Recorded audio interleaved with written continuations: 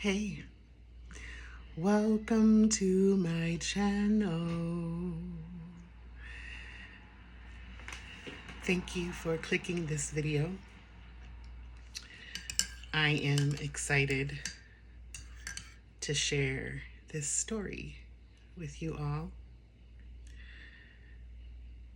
As I said in my description of this channel, I will be sharing story time. And it's just my life and what I've been allowed to come through. Not just for me, but for others. So I am encouraged to share.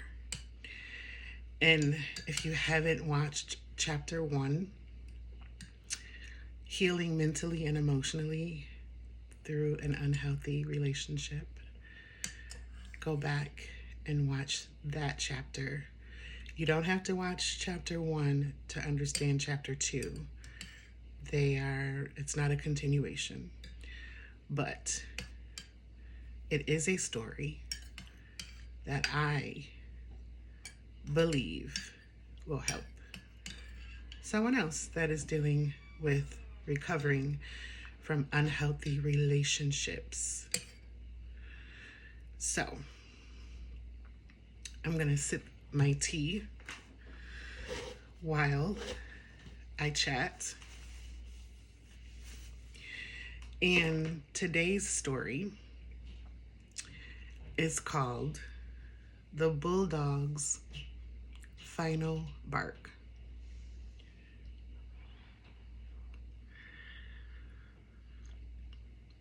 Oh, yes. The Bulldog's Final Bark. Here we go. So, I graduated high school in 1998. From 6th grade through 12th grade, I went to a Christian private academy. I grew up a pastor's kid. And so, not because I grew up as a pastor's kid did I go to a Christian school, Christian-based school, but I guess I just threw that in there as part of the story. This academy was very small. I think by the time I graduated, there may have been 100 students. Don't quote me on that. And there were, I'd say 10 or less African-American students or students of other races. It was a predominantly Caucasian school. I'm pointing that out because it's going to come into play further in this chapter. So I graduated high school in 1998. I don't know how. I promise you, I barely made it. And in our family, we weren't made to go to college, but our parents strongly encouraged us to further our education. I had a brother that went to college. I had a brother that went off to the Army. So, when you were done with school, you're going to do something, right? And that makes sense. That's the way it is with a lot of families. I grew up thinking that it was just cultural, but as I got older, I realized a lot of parents encourage their children. Some make their children go to college after they graduate. So I didn't have the best grades, but I graduated. That was May of 98. So during my senior year, I was applying for colleges, and I got into a college in Ohio. So in fall of 1998, so it would have been August time, around August, We loaded up, and my parents took me to college. This was in HBCU. And so the first thing I noticed immediately and I felt immediately was culture shock. It's not an excuse to what the ending of this story is, but it's important for me to share that part. So I get in this school, and it's my first time from home. I am the youngest and only girl of 4 in this family. And in other chapters, I'll explain what I mean by in this family. So I'm the youngest of 4 and the only girl. It was my first time away from home, away from my parents, away from rules, away from structure, away from responsibility, or so I thought. It was freedom. Wow. And I remember during our orientation, the dean of the college, or the president of the college, was welcoming in the new students. And he said this: look to your left, look to your right. One of you won't be here when this is over. And I thought, well, how rude. But I also thought, that's not going to be me, because I'm going to rock this. I'm going to graduate with my bachelor's degree in 1, 2, 3, 4 years. I'm going to walk that stage. My parents are going to be proud. My family's going to be proud. So I'm on this college campus, and immediately I'm like, I don't know this territory. This is new to me. This is frightening and it's scary, but I am in it for the long haul. There were immediate parties, welcome parties, and people gathering in their dorms and meeting and greeting other freshmen. And I was like, yes. And then classes started. And I was like, I know this is what I'm here for. But just a few months ago, I hung that up, the studying and the going to classes, but that's what I'm here for, so let's go. And I remember it wasn't a humongous campus. It was a smaller university. But, I remember having to walk far to get to my classes, and, walk far to get back to the dorm. And, the quickest place to walk to was the cafeteria. And I'm laughing because that's so pitiful, I could get there rather quickly. Yeah. So anyway, I just remember being overwhelmed.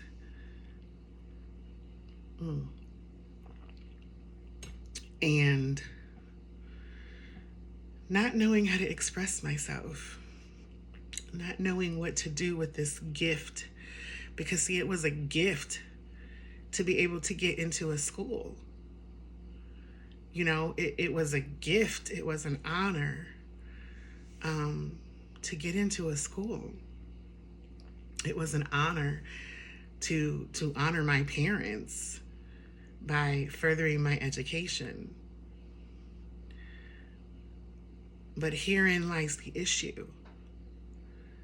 Was I doing it for me? Or was I doing it for them? So I'm 18 years old. I'm on this campus. There's classes going on and there's other things going on. Okay. And I got more involved in the other things than I did the classes. And just Blue 360, in all my transparency, I acted like I had not spent a day in church, that I had not spent 18 years of my life in church. I acted like my parents taught me absolutely nothing. I acted a plumb fool. Yeah. I wasn't going to class like I should. I was, hanging out later than I should, not getting back in my dorm when I should. I got in fights, and that just wasn't even really my character. I acted out of character. I ended up being arrested by the campus police and taken to some holding cell on the campus police station for fighting over the most ridiculous things. I believe it was a guy I was fighting over. Lord have mercy. I thank God for salvation and forgiveness. So, this was August. September came and it just got worse. October came and it just got worse. As the semester went on, I lost my desire to even be there. But deep in my heart, I didn't want to let my parents down.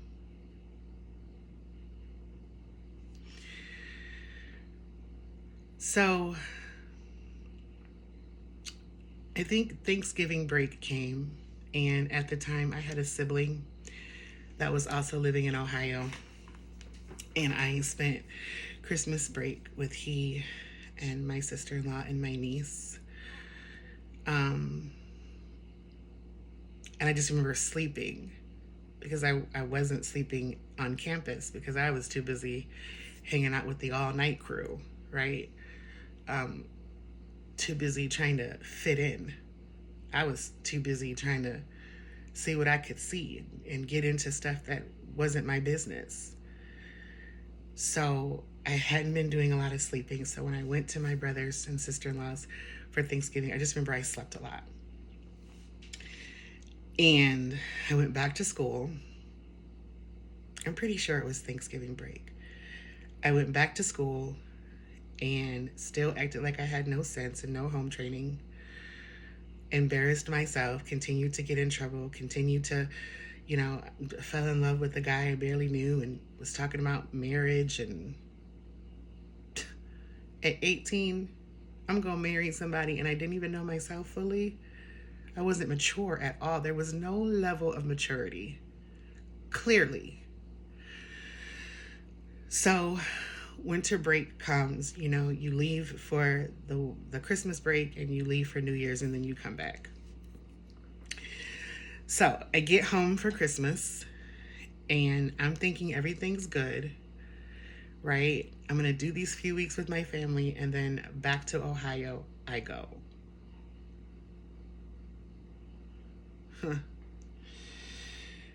So I'm going to say it was the 22nd, 23rd, so a couple days prior to Christmas. And I believe it was before Christmas because I remember my sister-in-law gave me a Christmas present of ramen noodles to take back to school with me.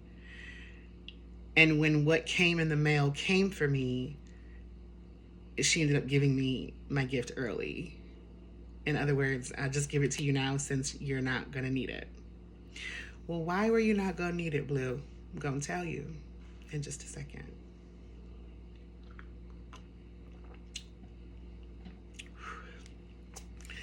So here it is, a few days before Christmas. Family is around. Life is good. And I have no clue that I am about to be hit with something that would send me into depression and a downward spiral that I was not going to tell anyone about. I get a letter in the mail from the university addressed to me. I believe it was addressed to me and not my parents. And I'm like, oh, I got a letter from school, you know. I said the school name, and I got a letter from the school, and da-da-da-da. And I open it, and I am informed that I am no longer allowed to come back to the school as a student. I can come back and pick up my items that'll be waiting in some basement or holding area where obviously they have a place set aside where when students are dismissed, exit stage left, they pack up their things and they can come get them. Because of your behavior, your grades, we are not welcoming you back for the next semester.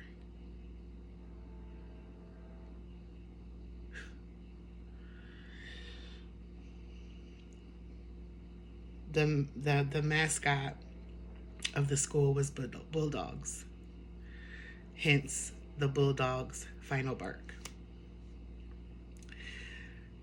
And I mean, to get this news around Christmas with my family around, having to tell my parents that I'm not going back to Ohio was absolutely devastating. I could have gotten a shovel, dug my own pit, and crawled in it. I was 18. My intentions were to graduate with my bachelor's degree. My intention was to see my parents proud of me in that area. I mean, right, they're my parents, they were proud of me, but I wanted to see them proud of me in that area. I had an amazing open house. Excuse me. You know, family members and friends just went out of their way and gifted me things. And, you know, I had, you know, gotten this for school and gotten that for school. And within just a few months, Tia, Blue, threw it all away. Me. Not the people on campus that I was hanging out partying with. Not my roommate who tried to encourage me. Not my brother who was calling me, trying to encourage me to get it together. Not my parents, not the president, not the dean, not the educators.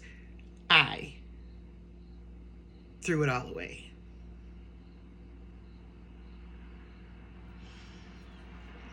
Graduate high school, 1998. Go off to college, 1998.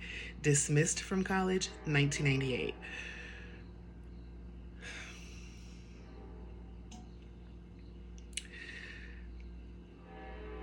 There's a gap here, which will be in other chapters.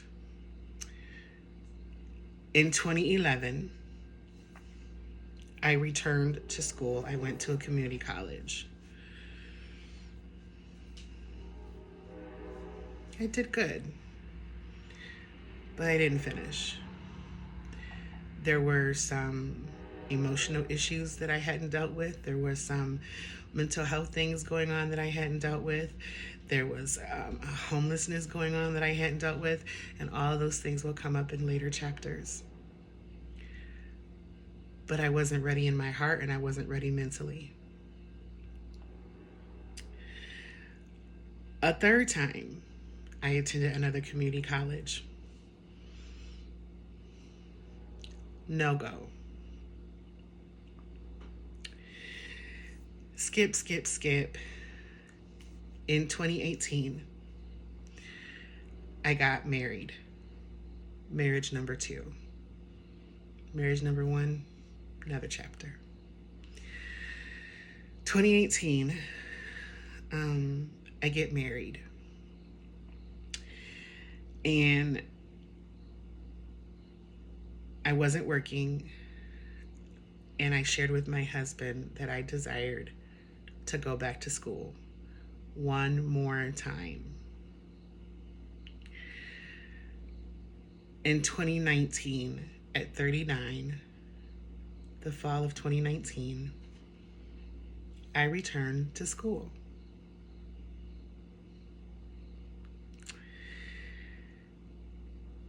And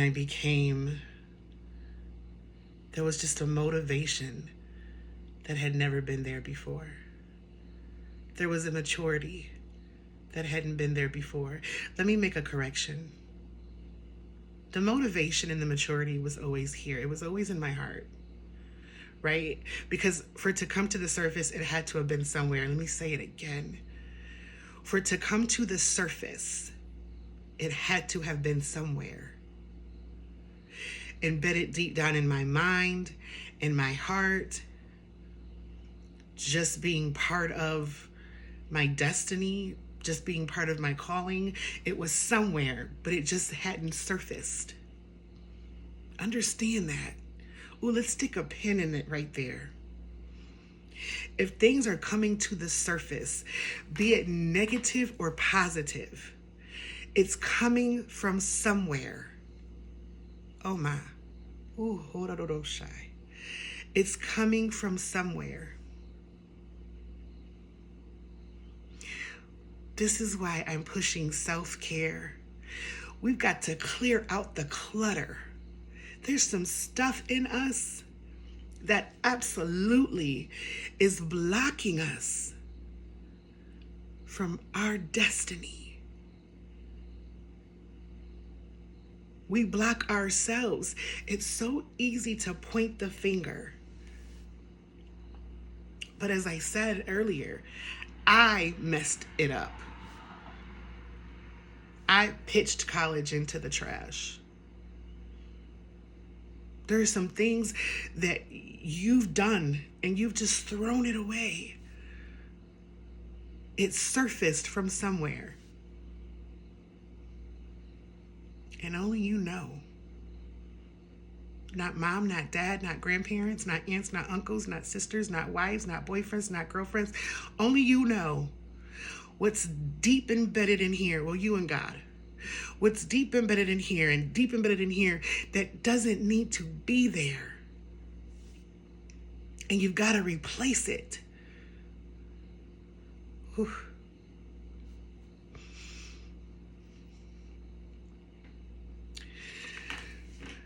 So my desire to return to school surfaced. My desire to succeed surfaced.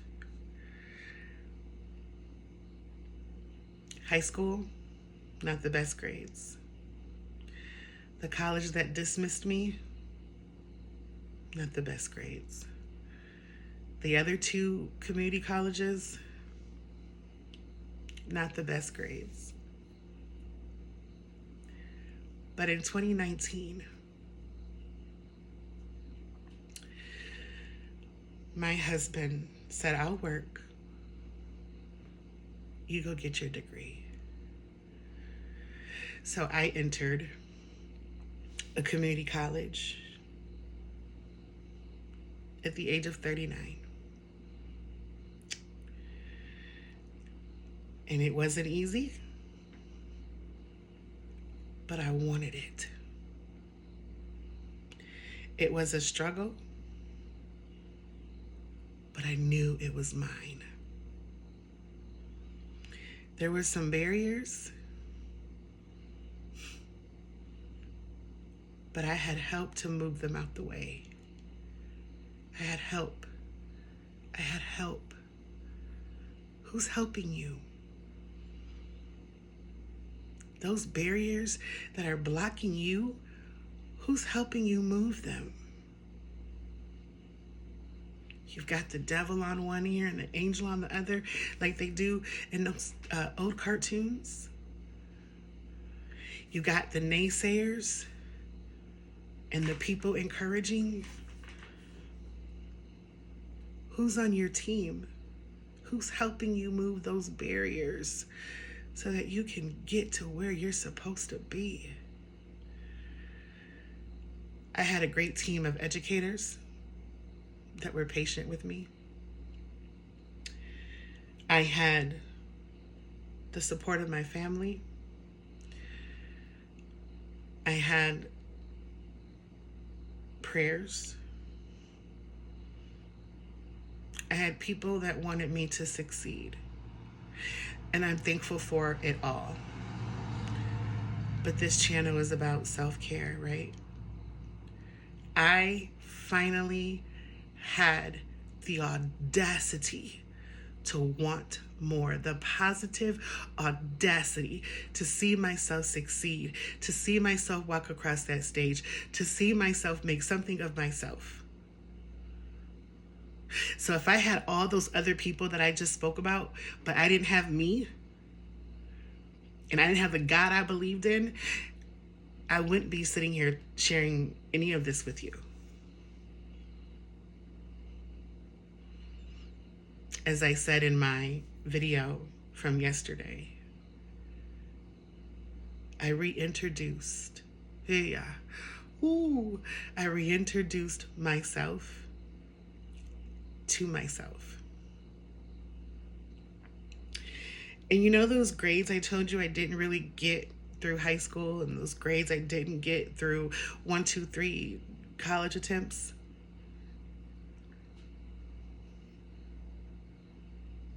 Thank you, God. I graduated in May of 2022. Whew. With my associate's degree in human services.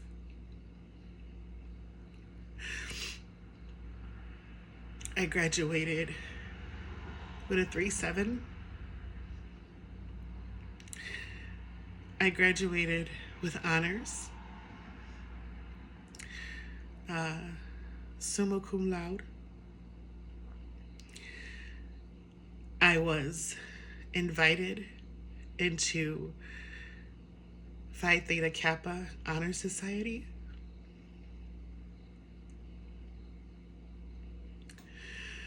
I was honored and acknowledged by the faculty, staff, the dean, the interim president, for just being me.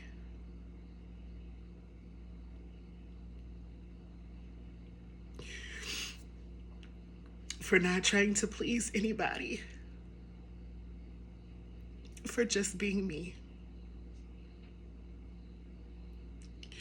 For not trying to make anybody accept me, for not trying to make anybody notice me, but just for being me.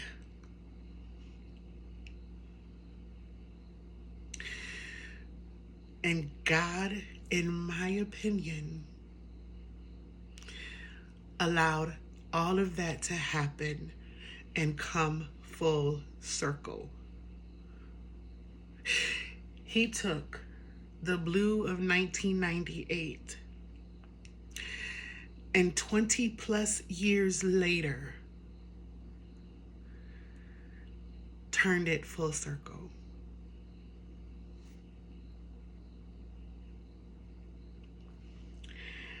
And I walked that stage. Ooh. Oh my. I walked that stage with my head held high. Not in a prideful way, but for the first time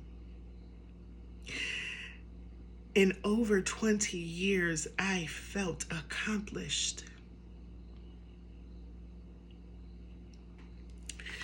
For the first time. Oh, that'll be shy. For the first time in 20 plus years, I felt like I knew where I belonged.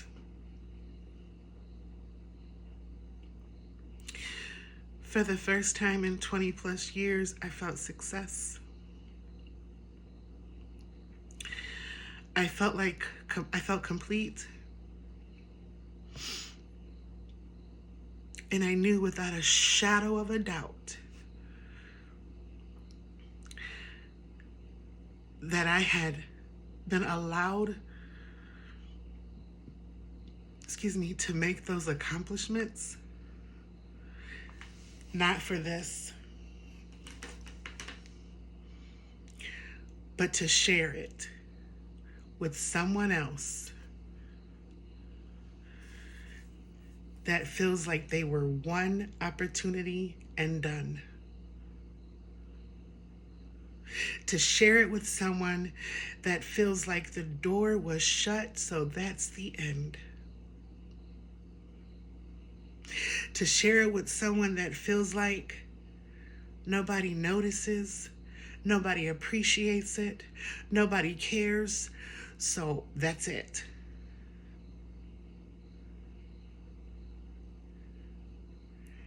In other chapters, I'll talk about those years. Those years on the edge. Those years being homeless. Those years walking the streets confused. Yeah.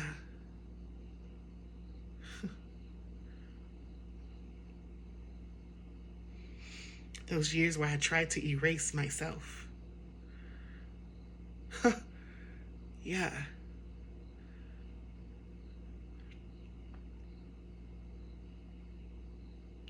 It doesn't matter how many doors are closed, either because somebody else shut them or because you pushed them closed. And let's be honest, a lot of the times it's because we pushed them closed. It doesn't matter how many times. 1998, I want you to get this. 1998, I entered the doors of a college. 2022, I get the opportunity of walking the stage to receive my degree. Somebody said, yeah, but it's just your associates. You know what I say to them? Thank you for being so interested. But it's not just anything.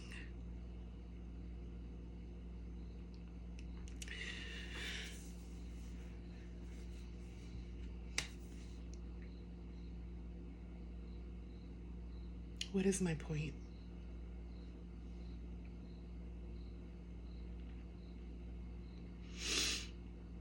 I want to take a lyric from a song. Don't stop till you get enough. Don't stop till you get enough. And you'll know when you've had enough, because you will feel like you've accomplished what you were placed here to do.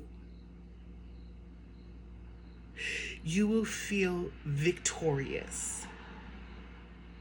Not cocky, not prideful, not, yeah, that was me. No. You will feel a fullness deep down in your soul. When you look in the mirror, you will wink at yourself. Like how I wink at you guys at the end of my videos. You'll look in the mirror and you'll wink at yourself. You'll hold your head high and you'll use what you learned to help bring somebody else through.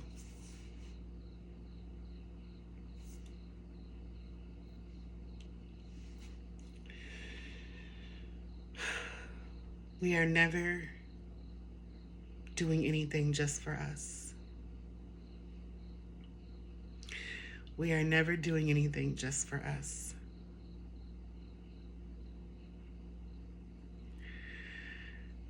If you've been a person that has a strong desire, your own personal strong desire, not because somebody's pushing you or encouraging you, but just because you deep down inside have that desire to go back to school,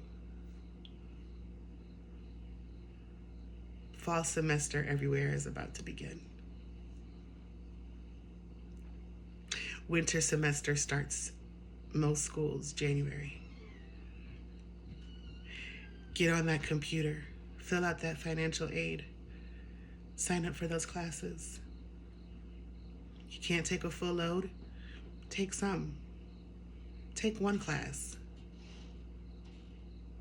If you've got a book on your heart to write and you've been waiting and procrastinating, or you've written a book and every publisher you sent it to is like, no, get on the internet and find out how to publish, self-publish. There's a job you want, but you don't feel like you're cut out for it, or you don't feel like your resume is up to par. But you're mature and you desire it in here and in here, and you know it's for you.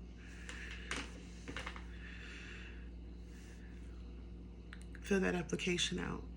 And when it's denied, fill it out again. Keep your information updated. And while you're waiting for that position to open, educate yourself more on what the job is. You want to start that family and you're worried about certain things, but you know it's your destiny. What are you waiting for?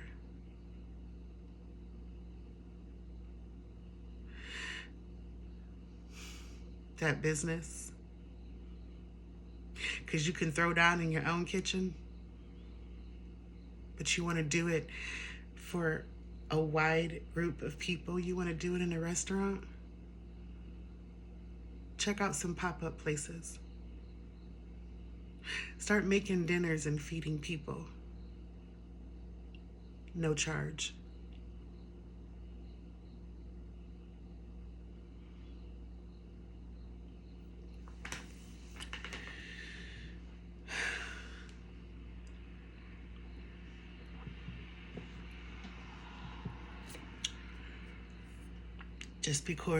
Just because a door closes doesn't mean another one won't open. Sometimes doors close because it's just not the right time. Sometimes doors close because there's ceilings that are ready to be opened. Sometimes we have to take full responsibility.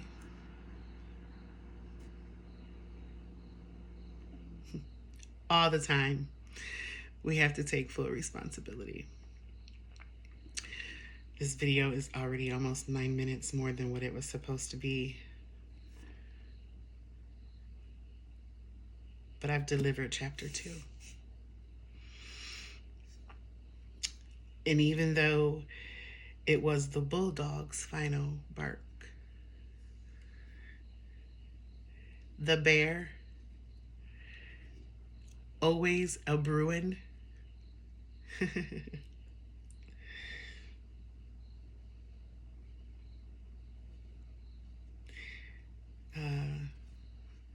the bear is still alive.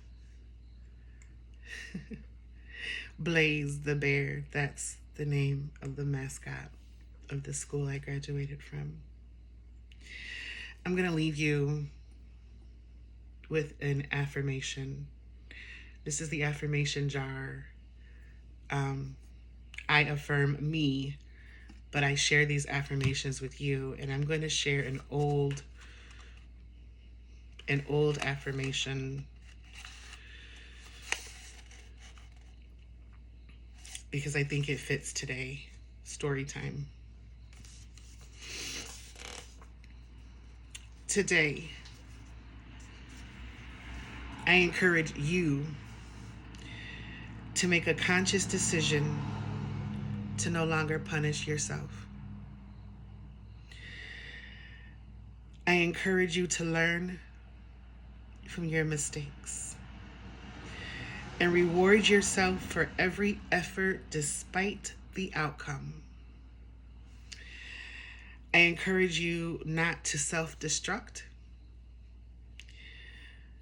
but to construct positive mindsets to manifest positive outcomes. And I not only want to be an inspiration to you, I want you to be an inspiration to yourself.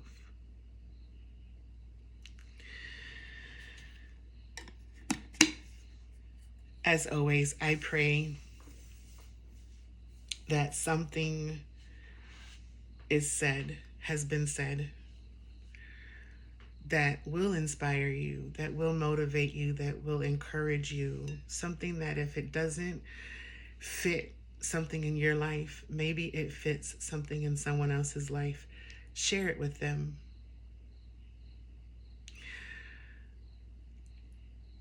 We need more of this in the world. The Word of God says that we are overcome by our testimony. And this is my testimony. It's just in the form of a story. As I said, this is the vein and the lane that I feel led to be in. And I'm going to write it till the wheels fall off. And if a wheel falls off, I'm going to do what I have to do to put another one back on. And I encourage you to do the same.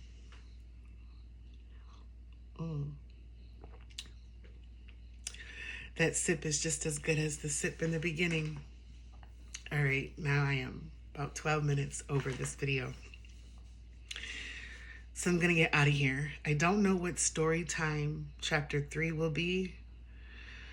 It might be my diabetic journey. It might be my homeless journey. It might be my marriage. I don't know. I will pray about it and see what it's going to be. If you feel led, if something I've said has helped you in any way, and you feel led to continue watching, please comment, like or dislike, share and subscribe. I'm always posting in the comment section, the community section of my page. And I reply to all comments. I don't even know if I said that in the beginning. I gotta get it together. If you like my background, let me know. If you have ideas, things that maybe you're going through that you want to talk about or have some encouragement for, let me know. If you don't want to put it in the comments, my personal email is attached to the description of this video. I'm willing to talk, I'm willing to pray, I'm willing to listen.